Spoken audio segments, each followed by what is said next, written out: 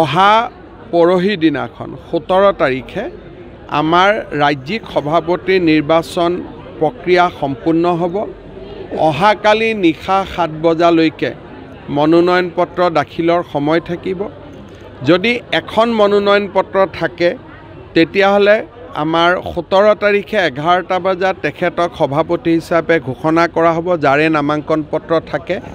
আৰু যদি নামাঙ্কন এখনতকৈ অধিক থাকে তেতিয়াহ'লে আমি তাক আমাৰ যিসকল ষ্টেট কাউন্সিলৰ মেম্বাৰ নিযুক্তি হৈছে তেখেতসকলৰ ভোটদানেৰে আমাৰ সভাপতিজন নিৰ্বাচিত হ'ব।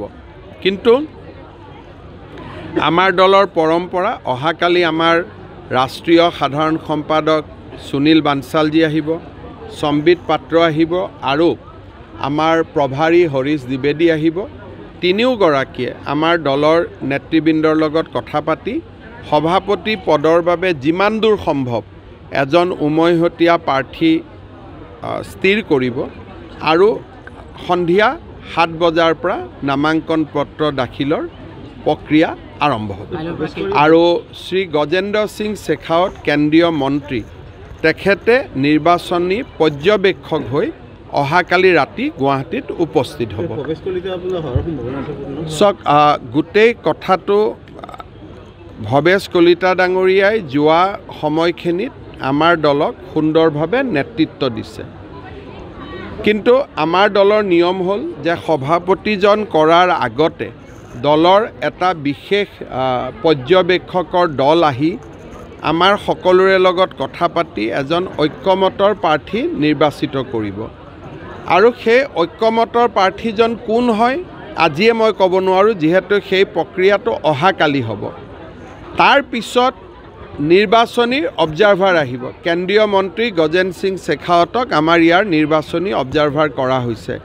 গতিকে গোটেই বিষয়টো অহাকালি পৰিষ্কাৰ হ'ব আৰু 17 তাৰিখে 11 বজাৰ পিছত এই গোটেই সংগঠন পৰ্বৰ যিটো এটা ডাঙৰ আমি এটা প্ৰক্ৰিয়া যোৱা 4 মাহ ধৰি চলাই আছিলোঁ, সি এক প্ৰকাৰ ৰাজ্যিক পৰ্যায়ত সামৰণি পৰিব।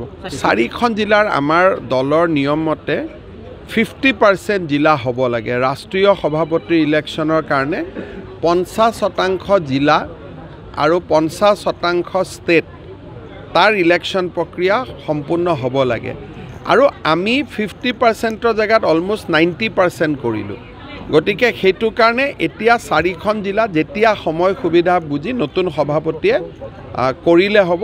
তাত আৰু সাংগঠনিক নিৰ্বাচন নহয়।